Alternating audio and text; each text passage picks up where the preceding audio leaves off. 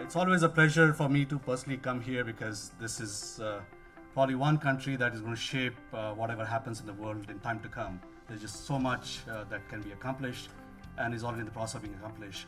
And we're happy to be contributing to that. That's why from an alliance perspective, we thought we should come and engage more frequently. So the second time, again, thank you FICCI for organizing this together with us. We had a very wonderful session yesterday afternoon with some of the thought leaders from the industry.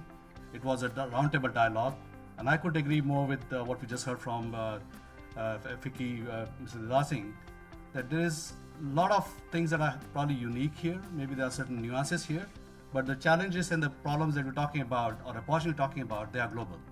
And there are common learnings across the world, there are common sort of issues. So there's enough scope for us to learn from each other and in a way accelerate the development of getting the connected, unconnected, connected.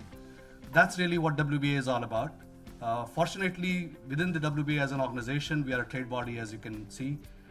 We have a very nice platform between the city leaders, the government, as well as the operator and the private community coming together and discussing issues and trying to find ways to resolve those. With that in mind, in fact, the last year WBA launched something called Connected City Advisory Board.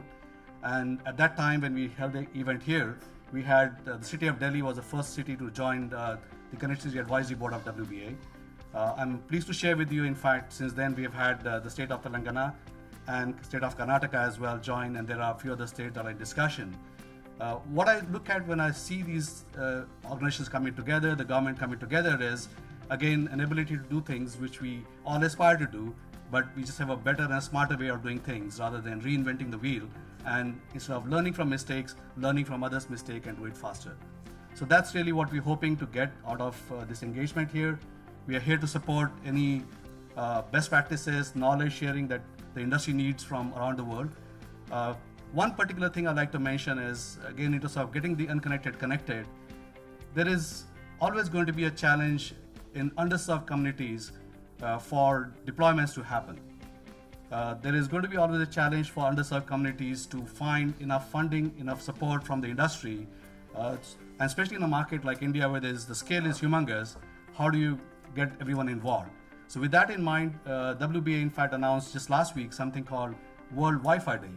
And the purpose of this day is really, besides recognizing the significance of Wi-Fi, which is obviously close to our heart, we think it's a good way to also mobilize support and funding and engagement from the various industry players to drive connectivity deployments in underserved communities. Whether it is schools, whether it is urban unconnected, rural unconnected, doesn't matter. Any unconnected needs to be connected. And that's what we're hoping to accomplish through this World Wi-Fi Day. And again, we welcome everyone from this industry and India here to come and work with us and see how we can make it a success, especially in the Indian context. And that would probably add more support to the wonderful initiative the government has here with Digital Bharat and other activities, and how we can all pitch in and support that.